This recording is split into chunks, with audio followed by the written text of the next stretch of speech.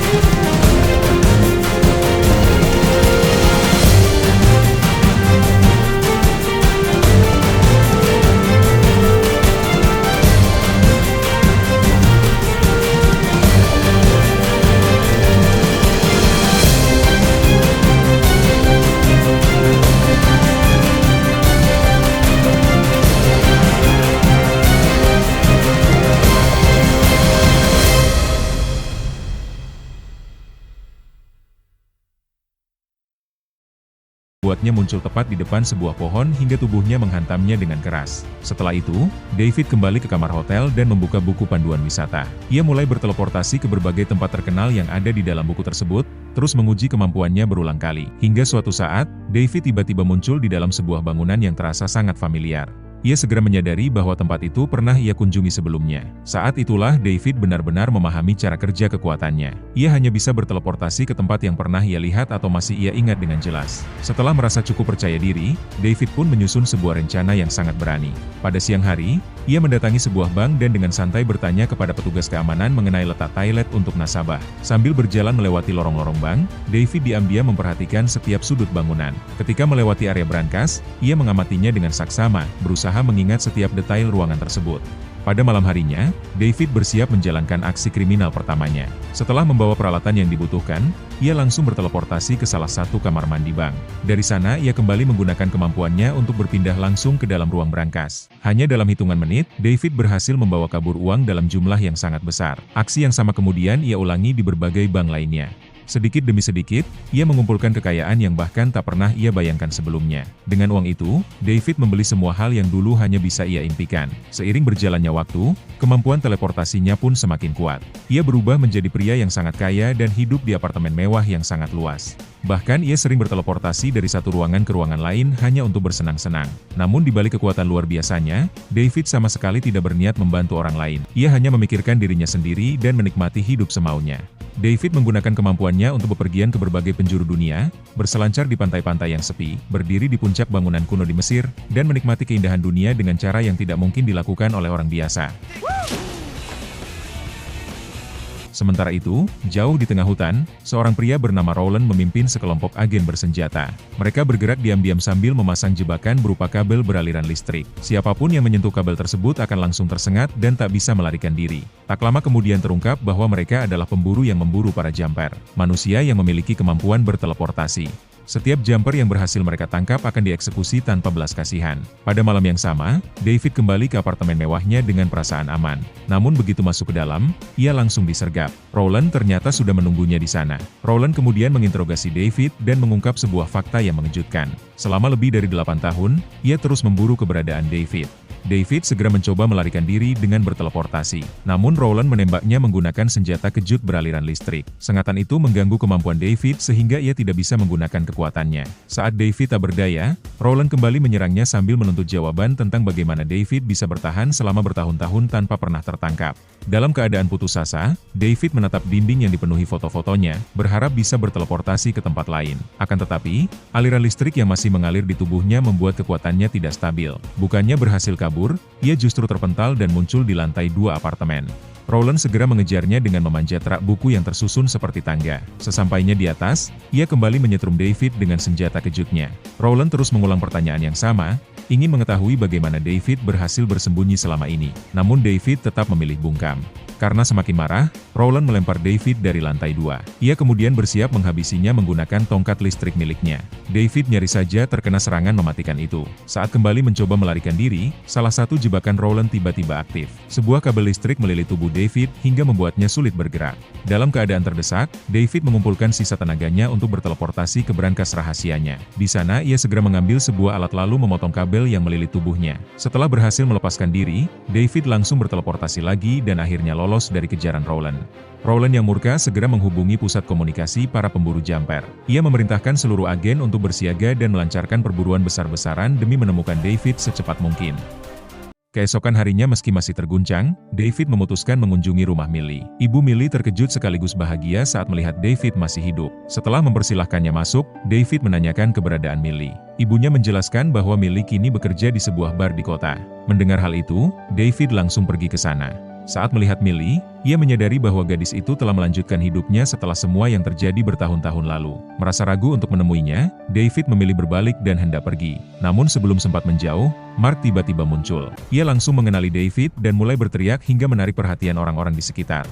David berusaha menghindari keributan dengan terus berjalan pergi. Akan tetapi Mark terus berteriak tanpa henti. Suara gaduh itu akhirnya didengar oleh Millie, yang segera berlari menghampiri mereka.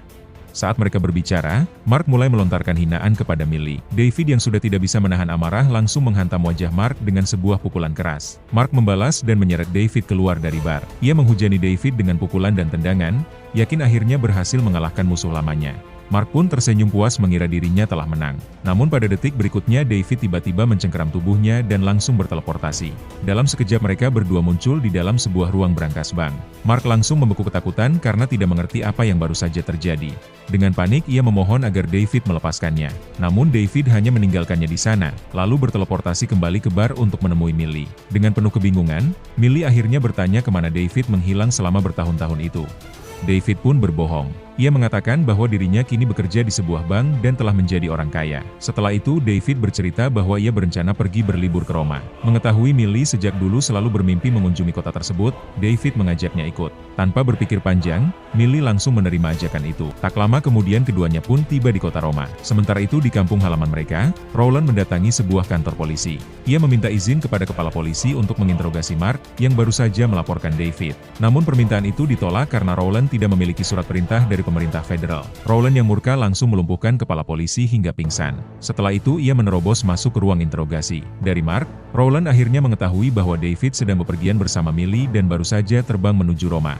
Di sisi lain, David dan Millie mengunjungi Colosseum, salah satu ikon terkenal di Roma. Namun setibanya di sana, seorang petugas memberitahu bahwa tempat wisata tersebut telah ditutup. Merasa kecewa, David menjauh dari para penjaga. Tanpa diketahui siapapun, ia diam-diam menggunakan kemampuan teleportasinya untuk membuka sebuah gerbang dari dalam. Setelah itu ia mengajak Millie masuk. Keduanya pun bebas menjelajahi Colosseum tanpa ada orang lain di sana. Dari atas atap bangunan, seorang pria muda misterius terus mengawasi setiap gerakan David. Tak lama kemudian, pria itu muncul dan menghentikan langkah David. Ia memperkenalkan dirinya sebagai Griffin. Griffin kemudian mengungkapkan bahwa dirinya juga memiliki kemampuan berteleportasi seperti David. David tentu saja terkejut dan bertanya bagaimana hal itu bisa terjadi. Griffin menjelaskan bahwa meskipun para jumper memiliki kekuatan luar biasa, namun mereka tidak pernah benar-benar aman. Para pemburu selalu mengawasi dan memburu keberadaan mereka. Tiba-tiba dua agen pemburu muncul di hadapan mereka. Agar tidak tertangkap, David langsung berteleportasi ke bagian atas Colosseum. Sementara Griffin tetap berada di bawah sambil bersiap bertarung dengan tongkat bisbol andalannya. Meski sempat berhasil melarikan diri, David akhirnya terkena jebakan para pemburu. Sebuah alat khusus menarik tubuhnya kembali hingga terjatuh ke bagian tengah Colosseum. Menyadari Millie juga bisa berada dalam bahaya, Griffin segera bergerak. Ia berteleportasi ke berbagai sudut arena dengan kecepatan luar biasa. Salah satu pemburu dihantamnya hingga terpental keras ke dinding. Sementara pemburu lainnya dilempar dari atas bebatuan hingga tak sadarkan diri. Setelah pertarungan itu berakhir, Griffin akhirnya mengungkapkan kebenaran kepada David. Ia menjelaskan bahwa para pemburu tersebut adalah Paladin, sebuah organisasi yang mendedikasikan hidup mereka untuk memburu dan membasmi seluruh jumper di dunia. Karena identitasnya sudah terbongkar di tengah Colosseum, Griffin memutuskan untuk segera melarikan diri. David berusaha mengejarnya dengan mengikuti jejak teleportasinya. Namun Griffin dengan kesal menyuruh David menjauh dan berhenti mengikutinya. Beberapa saat kemudian, David kembali menemui Millie dan berniat pergi bersama gadis itu. Namun sebelum mereka sempat pergi, beberapa polisi datang dan langsung menangkap keduanya. Di kantor polisi, Millie memohon agar David dibebaskan. Akan tetapi para petugas mengabaikan permintaannya dan menyuruhnya menunggu dengan tenang di ruang tunggu. Sementara itu David dibawa ke ruang interogasi. Saat proses pemeriksaan berlangsung, seorang petugas menerima kabar bahwa wakil kepala kepolisian baru saja tiba di kantor. Ia pun meninggalkan ruang interogasi sehingga David kini sendirian di dalam ruangan tersebut. Saat itulah sesuatu yang benar-benar mengejutkan terjadi. Seorang wanita tiba-tiba muncul di hadapan David. Wanita itu adalah Mary, ibu kandungnya yang telah menghilang dari hidupnya sejak bertahun-tahun lalu. Dengan tenang, Mary membuka borgol yang membelenggu tangan David dan menyerahkan kuncinya. Ia menyuruh David segera melarikan diri. Namun sebelum pergi, Mary memberikan sebuah peringatan. Apapun yang terjadi, David tidak boleh membawa Millie bersamanya. Jika tetap memaksakan hal itu, nyawa Millie bisa terancam. David yang kebingungan langsung berusaha mengejar ibunya untuk meminta penjelasan. Namun seorang polisi tiba-tiba menghalangi jalannya dan mencoba menangkapnya. Tanpa berpikir panjang, David langsung berteleportasi bersama polisi itu ke sebuah patung raksasa di Mesir. Sesaat kemudian ia kembali berteleportasi sendirian ke kantor polisi. Setelah kembali bertemu dengan Millie, David mengatakan bahwa mereka harus segera meninggalkan kota itu. Millie kebingungan dan bertanya mengapa David tiba-tiba bersikap aneh. Namun David menolak memberikan penjelasan. Mereka segera mengemasi barang-barang dan bergegas menuju bandara. Sesaat sebelum keberangkatan, David akhirnya mengatakan bahwa ia tidak bisa ikut bersama Millie. Ia tidak ingin menyeret gadis itu ke dalam kehidupan berbahaya yang kini harus ia hadapi. Dengan hati yang hancur dan penuh kebingungan, Millie akhirnya naik ke pesawat seorang diri. Sementara itu di Ann Arbor, Rowland mendatangi rumah lama David. William membuka pintu dan menyambutnya. Rowland mengaku sebagai agen federal, lalu mulai mengajukan berbagai pertanyaan mengenai keberadaan David. William menjelaskan bahwa ia sudah tidak melihat putranya selama 8 tahun. Bahkan menurutnya, pihak kepolisian pun tidak pernah berhasil menemukan David. Ketika Rowland menanyakan ibu David, William mengatakan bahwa wanita itu meninggalkan mereka saat David baru berusia 5 tahun. Sejak saat itu ia tidak pernah lagi menghubungi mereka. Sementara itu Griffin kembali ke markasnya. Ia terlihat santai bermain video game di samping jasad salah satu paladin yang sebelumnya berhasil ia kalahkan. Tak lama kemudian, David muncul dan langsung menuntut penjelasan. Ia bertanya mengapa para jumper diburu, padahal mereka tidak pernah melakukan kesalahan apapun. Griffin kemudian mengungkapkan kenyataan yang kelam. Sejak abad pertengahan, para jumper memang telah diburu oleh organisasi paladin. Kelompok itu percaya, berdasarkan keyakinan mereka yang fanatik, bahwa para jumper seharusnya tidak pernah ada di dunia ini. Griffin lalu mengungkap fakta yang lebih mengerikan. Demi memburu seorang jumper, Paladin bahkan tidak ragu membantai seluruh anggota keluarganya. Mendengar hal itu, David langsung panik. Ia seketika berteleportasi ke rumah ayahnya. Namun saat tiba di sana, hatinya langsung hancur. Ayahnya sudah tergeletak tak bernyawa. Tanpa membuang waktu, David segera menggunakan kemampuannya untuk membawa sang ayah secepat mungkin ke rumah sakit. Keesokan harinya, David kembali mendatangi tempat persembunyian Griffin. Dengan santainya, Griffin mengatakan bahwa ia baru saja menyelesaikan perburuan lain. Ia bahkan mengaku telah membuang salah satu paladin ke Samudra Atlantik agar dimakan hiu. David kemudian meminta Griffin memperlihatkan kumpulan fotonya. Ia ingin menggunakan foto-foto itu untuk melacak Rowland dan melindungi Millie. Namun Griffin langsung menghentikannya. Ia memperingatkan bahwa Rowland jauh lebih berbahaya daripada yang dibayangkan David. Meski begitu, David tetap bersikeras mengajak Griffin bekerja sama. Menurutnya selama Rowland masih hidup, Millie tidak akan pernah benar-benar aman. Griffin tetap menolak. Ia menyuruh David menjauh dan menyelesaikan masalahnya sendiri. Namun David mengabaikan peringatan tersebut. Ia diam-diam menggunakan kemampuannya untuk mengikuti jejak teleportasi Griffin. Dalam hitungan detik, David muncul di dapur sebuah restoran di Jepang. Setelah keluar dari sana, ia terus mengikuti jejak Griffin di tengah ramainya jalanan Tokyo. Sepanjang perjalanan, David kembali mencoba membujuk Griffin. Ia mengatakan bahwa jika mereka bekerja sama, tidak ada yang mampu menghentikan mereka, bahkan Rowland sekalipun. Namun Griffin tetap menolak ajakan tersebut. Ia lalu berteleportasi ke sebuah dealer mobil. Di sana mereka mencuri sebuah mobil mewah dan melaju kencang melintasi kota. Dengan memanfaatkan kemampuan teleportasi, mobil itu berpindah-pindah secara tiba-tiba di tengah padatnya lalu lintas, menciptakan aksi kejar-kejaran yang luar biasa. Di tengah perjalanan, Griffin menceritakan kisah tentang seorang jumper lain yang pernah mencoba menghancurkan sebuah gedung. Namun karena menggunakan kekuatannya secara berlebihan, jumper itu tewas di tengah proses teleportasi. Setelah melalui malam yang panjang, Griffin akhirnya setuju membantu David menemukan Millie. Namun ketika mereka berteleportasi ke bandara, mereka baru menyadari bahwa pesawat Millie telah mendarat lebih dari 1 jam yang lalu. Keduanya pun berpencar. Griffin pergi mengambil persenjataannya sementara David bergegas menuju rumah Millie. Saat akhirnya bertemu, David memutuskan untuk berkata jujur. Ia mengakui bahwa dirinya tidak pernah bekerja di bank seperti yang selama ini ia ceritakan. David juga memohon agar Millie segera pergi bersamanya. Tepat pada saat itu David merasakan firasat buruk. Rowland telah menemukan keberadaan mereka. Tanpa membuang waktu, David langsung berteleportasi bersama Millie menuju tempat persembunyian Griffin. Tak lama kemudian sekelompok paladin menerobos masuk ke lokasi tersebut. Dengan menggunakan cairan pelacak khusus, Rowland berhasil menemukan jejak teleportasi yang ditinggalkan David. Para pemburu kemudian mengaktifkan sebuah mesin berteknologi tinggi yang mampu membuka kembali lubang teleportasi yang sebelumnya telah digunakan oleh para jumper. Melalui portal tersebut, para paladin berhasil memasuki markas Griffin dan langsung menyisir seluruh area. David dan Griffin bersembunyi di balik pilar-pilar beton yang besar agar tidak terlihat. Saat bersembunyi, perhatian David tiba-tiba teralihkan oleh sebuah foto. Di foto itu ia melihat wajah ibunya. Kelengahan sesaat itu harus dibayar mahal. Salah seorang paladin berhasil melihat keberadaannya. Rowland pun segera menangkap David menggunakan jebakan listrik yang membuatnya tak bisa berteleportasi. Rowland perlahan mendekat sambil mengangkat belati di tangannya. David kemudian bertanya mengapa paladin begitu membenci para jumper, padahal mereka tidak pernah berbuat salah. Dengan nada dingin Rowland menjawab bahwa, cepat atau lambat setiap jumper akan dirusak oleh kekuatan yang mereka miliki dan pada akhirnya menjadi ancaman bagi seluruh umat manusia. Tepat pada saat yang genting, Griffin datang menyerang dengan penyembur api. Serangan itu memaksa para paladin mundur dan berhasil menyelamatkan nyawa David. Namun Rowland masih selamat. Ia kembali menyerbu dan berhasil menjebak Griffin menggunakan kabel listrik bertegangan tinggi. Merasa sudah berada di atas angin, Rowland kemudian mengungkapkan sebuah fakta yang mengejutkan. Dialah orang yang telah membunuh seluruh keluarga Griffin.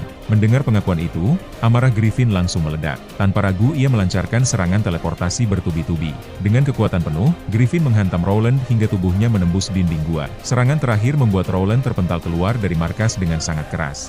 Sementara itu, Millie terus bersembunyi sambil mencari keberadaan David. Griffin kembali meloloskan diri dan melancarkan serangan balasan yang jauh lebih dahsyat. Ia bahkan berteleportasi membawa sebuah bus dari London ke tengah gurun. Bus itu menghantam Rowland dengan keras sekaligus menghancurkan markas Paladin. Kekacauan yang terjadi membuat Millie hanya bisa terpaku ketakutan. Demi melindunginya, Griffin kembali menghalau para Paladin dengan serangan bertubi-tubi hingga mereka terpaksa mundur. Rowland nyaris tidak berhasil menyelamatkan diri. Ia melarikan diri melalui portal yang sebelumnya ia buka dan muncul kembali di rumah Millie. Griffin yang dipenuhi amarah langsung mengejarnya dan melanjutkan pertarungan di tempat itu. Tak lama kemudian, Millie akhirnya berhasil membebaskan David dari jebakan yang menahannya. Setelah meminta maaf kepada Millie, David bersiap membawanya pulang. Tepat saat itu, Griffin datang sambil mengatakan bahwa ia berhasil mencuri mesin pembuka portal. Akibatnya para pemburu kini terjebak di sisi lain portal. Namun sesaat sebelum portal itu tertutup sepenuhnya, Rowland melancarkan serangan terakhirnya. Ia menembakkan kabel listrik yang langsung melilit tubuh Millie. Dalam sekejap Millie terseret masuk menembus portal bersama Rowland. David langsung panik dan berteriak bahwa ia harus segera menyelamatkan Millie. Namun Griffin menghentikannya dan mengungkapkan rencana yang mengejutkan. Ia berniat mengirimkan sebuah bom ke rumah Millie, tempat seluruh Paladin sedang berkumpul. Mendengar itu, David sadar bahwa Griffin telah dikuasai oleh amarah dan tidak lagi peduli jika Millie ikut menjadi korban. Tanpa berpikir panjang, David merebut bom tersebut lalu berlari membawanya pergi. Griffin segera mengejar David. Pertarungan sengit pun tak terelakkan antara dua orang yang sebelumnya saling bekerja sama. Mereka bertarung di puncak sebuah piramida di Mesir. Setelah itu kejar-kejaran berlanjut hingga melintasi jembatan-jembatan besar di berbagai kota. Keduanya terus berteleportasi tanpa henti sambil saling berebut alat pemicu bom. Pertarungan mereka seolah membuat berbagai lokasi di dunia saling terhubung oleh jejak-jejak teleportasi. Pada akhirnya David berhasil berteleportasi ke puncak sebuah gedung yang sangat tinggi. Dari sana ia melempar alat pemicu bom ke arah bawah. Namun Griffin masih belum mau menyerah dan langsung melompat mengejarnya. Pertarungan mereka terus berlanjut di atas udara. Keduanya saling beradu kekuatan sebelum akhirnya terjatuh ke sebuah kolam renang.